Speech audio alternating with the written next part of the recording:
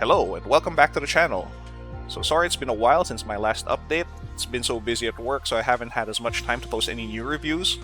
But I do thank everyone who commented on my previous reviews and left in some kind words and even shared a bit about themselves. I really enjoyed responding to each of you, and I hope to get some more time moving forward to post a lot of new stuff. But anyway, enough about that. Microsoft Flight Sim Update 5 has finally landed, and I've just finished downloading it. Well, I haven't really just finished downloading it, I downloaded it yesterday, and I just finished putting through its paces, and I'm eager to share what my thoughts on the update so far. From what I've seen, Asobo has done a really good job optimizing the game, and just to get you guys a bit of a run through. So some of the things I usually do with Microsoft Flight Sim is, the landing challenges. These are some of the shorter segments of the game that especially when you're busy at work and you just want to get your flight sim fix. I just go through some of the challenges. One of the great things about this now is that they actually keep a tally, or well, it's not really a tally, but more or less a general idea of how you did in the last landing challenge.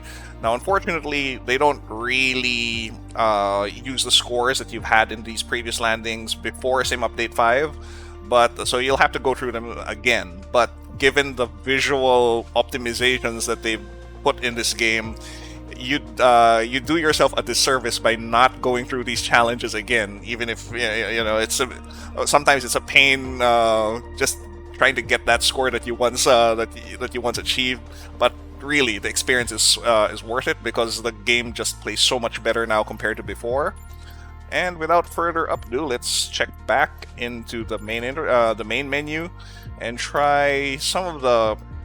Well, this is one test that I run through whenever there's some new setting or just some hardware test that I want to go through with Microsoft Flight Sim. So I would take off from the Statue of Liberty and land at LaGuardia Airport. Set that as my arrival. I'd set my flight conditions to clear skies, but I'd rather have that a little bit brighter during the day. And close, click, fly. So, in addition to the menu, one of the other things I noticed was how much better the loading is. It's so much faster compared to before. I think just by feel, the loading time is about half the time it used to take loading in the previous updates. And let's just click ready to fly. I'll just hit active pause right here. So one of the things I'd like to go through is the improvement in the interface. So going through my mouse, you can see that putting your mouse cursor over some of the over the controls, you'd see all the options that you have to manipulate to any adjustments that and all the available adjustments that you can make if you wish to use these controls. Let's go through some of the settings. So regarding my graphic options, during the time I was away, I was lucky enough to grab an update from my old 3070 to a 3080. But still, I mean, even with a 3080 before Sim Update 5, I could not really push the frame rates as high as what I'm seeing right now. And definitely, I would have much higher CPU utilization, and the GPU utilization would just be around 40%, 50%. So before Sim Update 5, you could definitely tell that there was a lot of work that could be done to further optimize the game.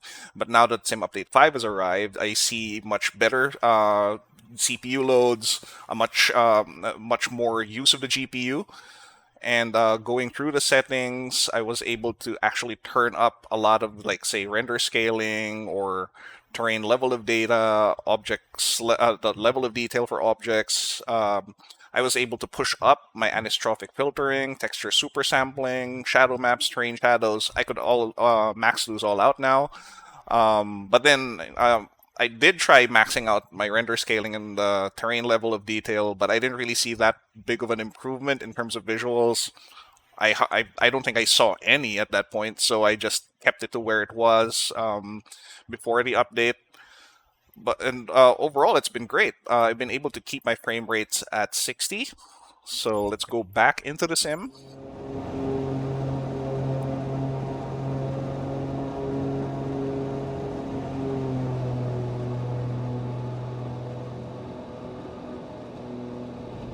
So, of course, this isn't the usual thing, you know, most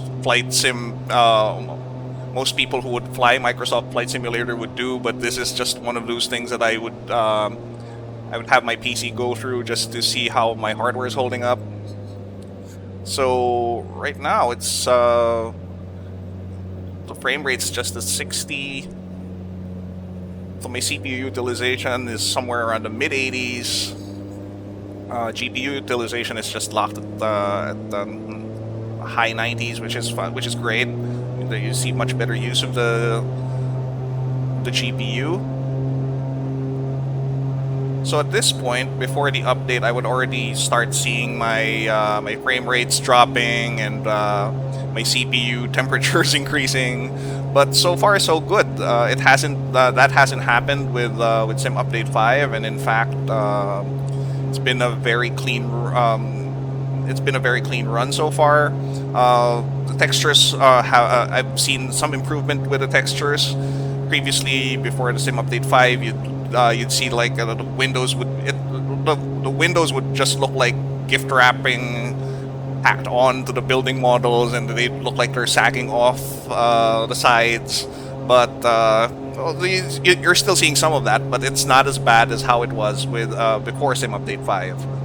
And now to go through one of the more demanding parts of the map. So I would go through this part, fly this slow around Manhattan. Nobody would do this in real life, but it makes for a great test of your hardware, flying Microsoft Flight Simulator.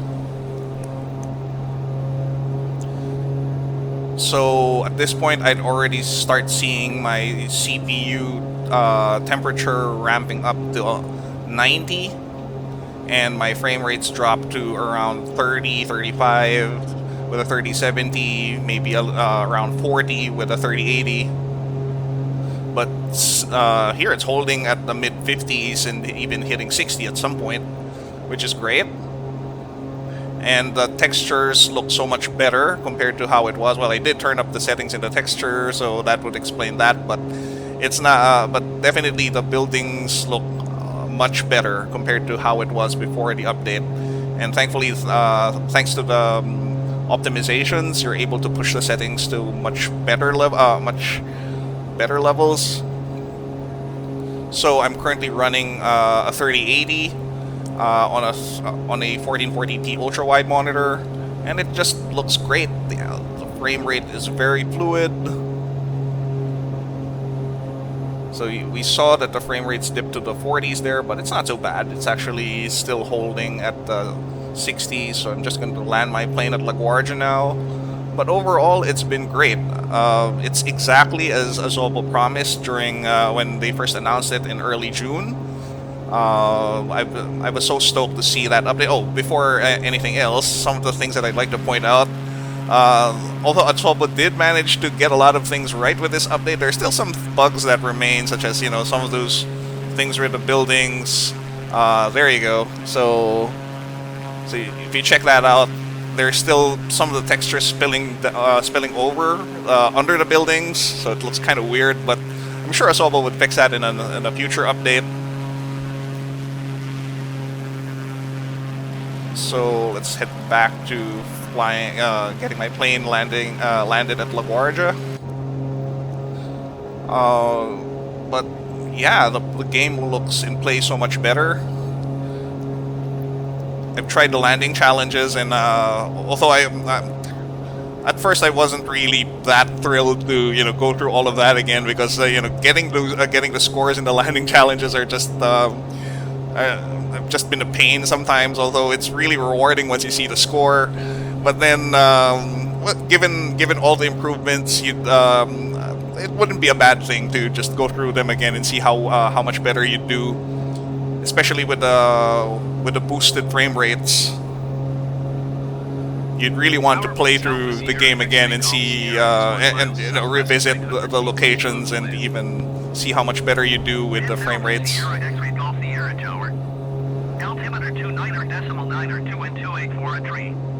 So,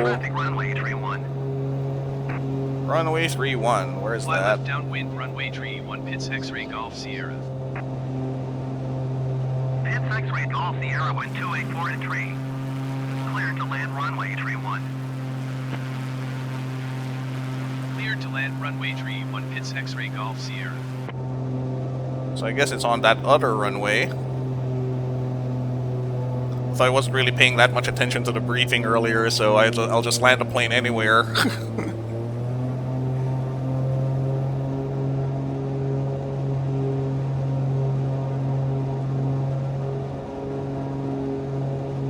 The nice thing about flying a plane like this is that, you know, it's so light and nimble. You don't really need that much clearance to be able to line your plane up to the runway, or line this plane up to the runway for that matter. I think I still had the wrong runway, but what the hell.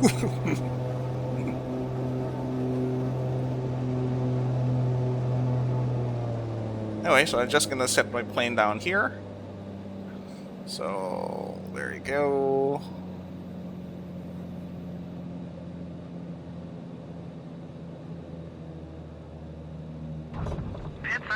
Oh, if this were a landing challenge. This were a landing challenge. 127.675 Pitts X-ray Golf Sierra. I already would have gotten a pretty bad score for how I bounced, but hey, it's one of those things. Anyway, it's a little hard to see where I'm going with that view, so I'm just gonna shift it here.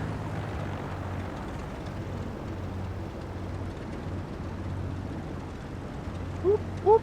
Haha, clumsy exit out of the runway, but what the hey. I'm just gonna park my plane here. Whoops, whoops, whoops.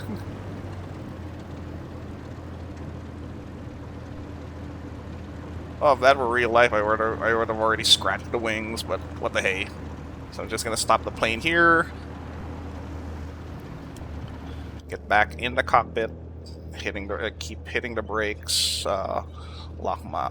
So the great thing about the new controls now is that I can lock the throttle. So now my throttle's locked, and I just get to switch everything off. So great that Asobo put all of these small notes into the control so you know what to do. I'm gonna just switch off the magneto lever. And that's it for this flight. So all in all, I thought so far, yeah, Asobo just did a tremendous job optimizing the game, and it looks and plays so much better. If you you'd definitely benefit hardware. Well, you definitely benefit whatever hardware configuration you'd have from the optimizations. You'll get much better frame rates. You'll be able to push the settings much better. It's like getting a free GPU upgrade, actually. But anyway, yeah, congratulations Asobo, and Sim Update 5, a must download for any Microsoft Flight Simulator fan. So that's it for this review. Hope you like it. Please like or subscribe if you found this video useful, and I will see you in the next one. Do stay safe.